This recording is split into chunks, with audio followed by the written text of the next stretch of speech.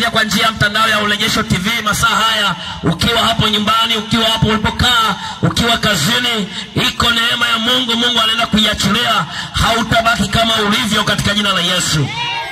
Kitabu kile cha Waamuzi sura ile ya 16, Waamuzi sura ile ya 16 ndio neno ambalo tutatembea nalo siku ya leo. Sema amen. Haleluya, haleluya.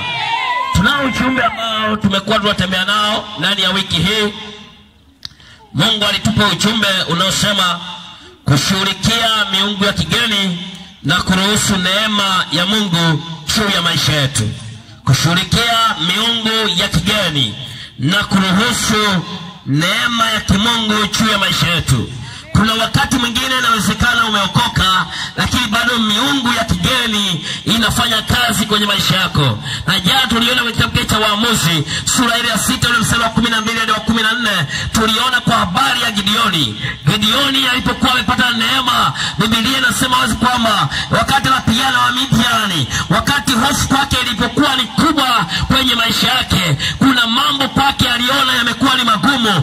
Alikuwa anaona kwamba atawezaje kupenya, hofu ikawa imetawala. Lakini baada ya neema ya Mungu ilipokuwa imeingia ndani yake, akasema kwamba hii miungu ya kwetu, haijalishi kuna mazingira yalikuwa magumu kiasi gani, lakini kupitia hayo mazingira Mungu anaenda kuingilia kati. Biblia inasema alianza kuwapindua Midiani kwa sababu kulikuwa na neema ya Mungu. Sema amen. Sema amen. Leo natamani tuangalie kitabu cha Waamuzi sura ile ya 16. Waamuzi sura ile ya 16. Nataka uone habari za mtu mmoja anayeitwa Samsoni. Biblia inasema kwanza kwamba Waamuzi sura ile ya 16 kuanzia mstari wa kwanza, Biblia inasema Samsoni akaenda Gaza, akaona huko mwanamke kahaba, akaingia kwake. Watu wa Gaza wakaambiwa ya kwamba huyo Samsoni amekuja huku. Wakamzingira, wakamvizia usiku kucha penye lango la mji.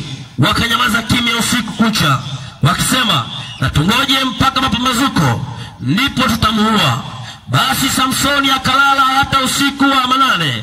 Akaondoka katikati ya usiku, akaishika milango ya lango la mji, na miimo yake miwili akaing'oa pamoja na komeo lake, akajitwika mabegani, akavichukua hata kilele cha mlima ule unaokabili Hebron. Ikawa baada ya hayo akampenda mwanamke mmoja katika bonde la Soreki, jina lake akiitwa Delila.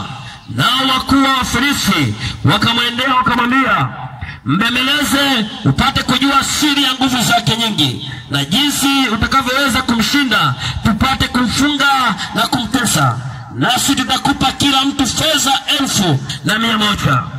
Delila akamwambia Samsoni, tafadhali uniambie siri ya nguvu zako nyingi na jinsi uwezavyo kufungwa ili